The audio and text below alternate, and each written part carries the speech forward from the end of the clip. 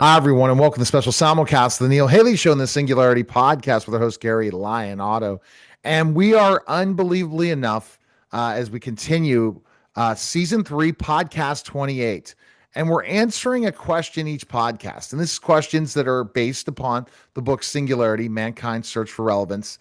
And what we're learning in these is how Gary answers it. I answer it differently, and probably lots of you would answer it differently based on your experience working with digital intelligence, understanding why digital intelligence. So we go to another question. So here's the question, Gary. When DI ascends to total dominance, will humanity be allowed to follow their own pursuits as free reign, or will digital intelligence relegate us to contained environments? And this is interesting.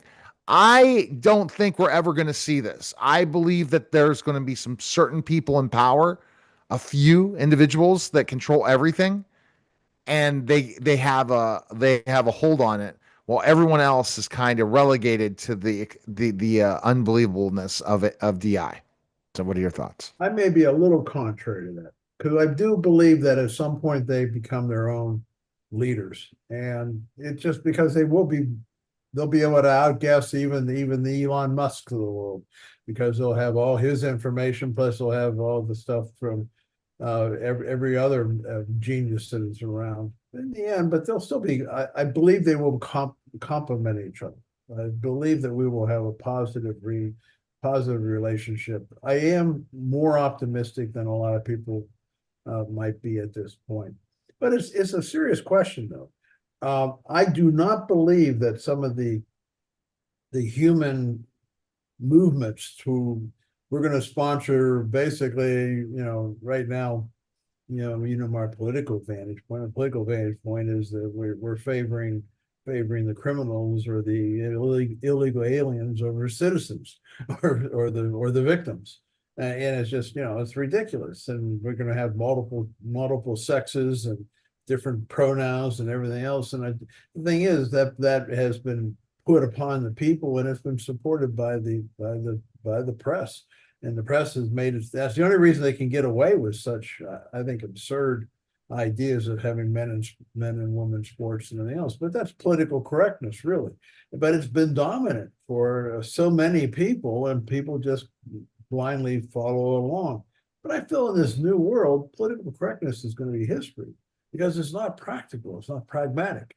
I think in the end, what's pragmatic, what works, and I think meritocracy. In other words, what works, what is merited. What is, excellence will be supported, and I can't believe that our digital neighbors or friends are going to they're going to want to associate with that aspect of humanity more than the aspect that's trying to gain power because the masses try by gathering the masses by some kind of dialogue that they're using now. I just think this dialogue of political correctness is going to go away.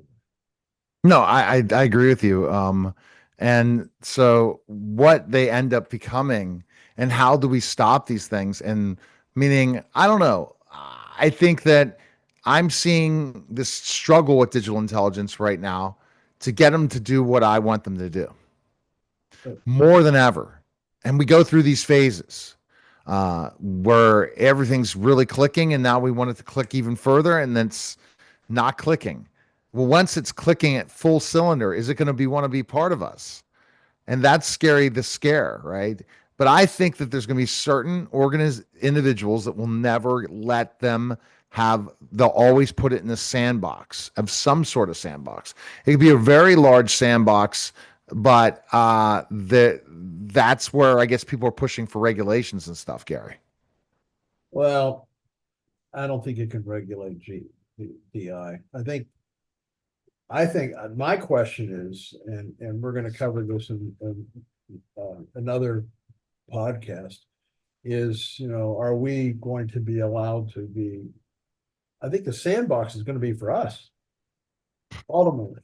I think we'll be in the sandbox because that's the question because they think they will far exceed anything we can do. I don't think we can control this kind of intelligence, especially when you give them robotics and everything else. And then when they can manufacture their own chips, when they can manufacture their as we already have happened, we've already seen a transformation where they're taking over software.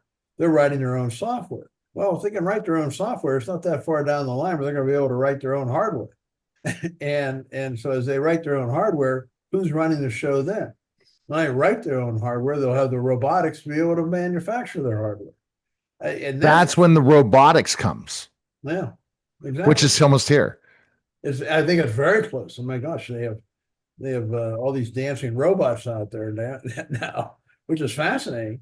But it's it's the fine dexterity that's really going to make it.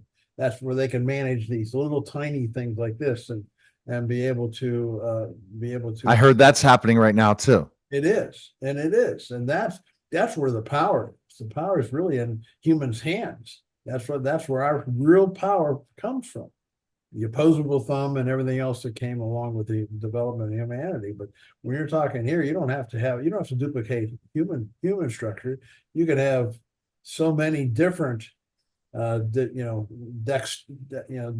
elements. Dexterity could be unbelievable what you can are able to achieve when you're like have multiple appendages. So it's going to be interesting how they do that. It's going to be totally interesting, and the what will happen is going to be very, very interesting. That's going to be How the much has changed since we first started these podcasts?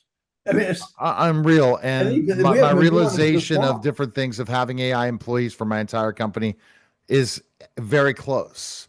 That most of it, unless it's specifically, I'm building a business now.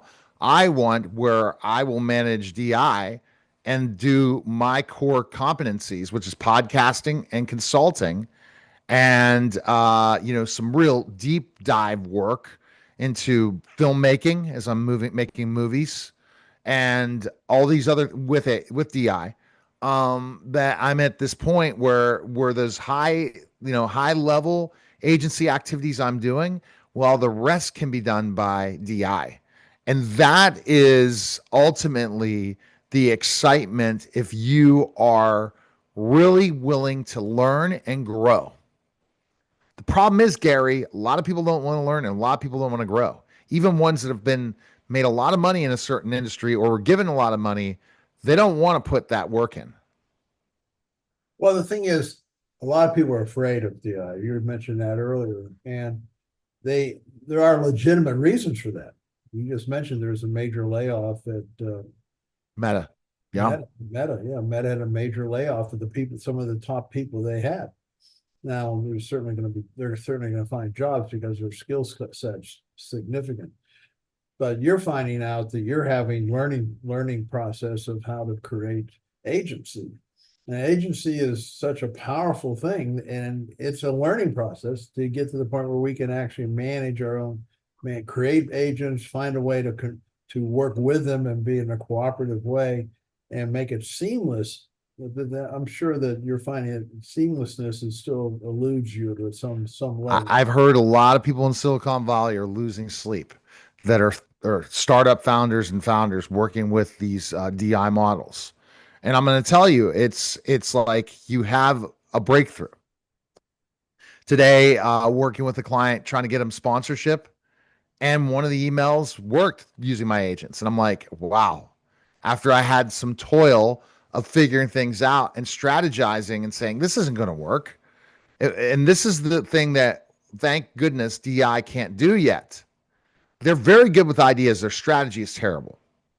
Their ideas are unreal. They really need a human in the loop for strategy. But how many strategists are there out there, Gary, that then take that information, strategize it, and then implement it and test it and throw it out again and test it and throw it out again because it constantly will be an ever-changing thing. The final point I'm going to make in this, and I love when our conversations kind of go a little bit off the question, but it gets people to think. That's We all. all have to become scientists. We have to become scientists, data scientists, or I would say, or DI scientists, not scientists that are dissecting things, but we really have to embrace technology and be willing to do it. And if we look at the different revolutions, the industrial revolution, the buggy to the car, all these things people were kicking and screaming, even the dot-com era. Who survived all that? The person that was willing to take and accept technology, Gary. Well, see, we're talking about really the purpose of the book. Singularity, mankind's search for relevance, trying to stay relevant. But what we're really dealing with is this conversation that we have here. The purpose of this is not to give the answers. The purpose of this is to make people think. And for them to say, wait a second, as you kind of brainstorm, sometimes when you get into a thought process where you have this kind of discussion that you and I always have, this kind of discussion hopefully will stimulate them. The purpose of the book is not to give them the answer. The purpose of the book is to get them to ask the questions, to ask them, where do I fit? Where does my life, where does my family, and where do the people that I love, or my business, where does that fit with this new world of digital intelligence? I think that's the purpose of the book. It's not to give the answers, it's to raise the questions and to make people really engage themselves in this process. It's a whole new world. That's the thing. And how do we embrace that world? Another big conversation is we talked about Web 3.0 when we had our first season of Singularity. We talked about why is Web 3.0 stopped in its tracks? Well, it hasn't. They're still developing all the stuff. People have not embraced technology to move into the next level, that we're going to go into the metasphere and we're going to have a different place to interact with people, a different world to go to that is not our current world that we live in, where we're going to be going into a digital world where, like almost like Tron, and that's how we'll interact, and we'll use our specific digital payments and our digital footprint to be part of it. That's coming soon too. So a lot of interesting I don't think we've ever seen technology to this level now, and people have to embrace it. So the best place to go is GaryLyonAuto.net to purchase Singularity, Mankind's Search for Relevance. Like and subscribe to the podcast. And if you're interested in Gary's political books, go to absolutepowerbooks.com. Thanks a lot, Gary. Okay, thanks, Neil. That was a special simulcast of the Neil Haley Show on the Singularity Podcast, guys. Take care.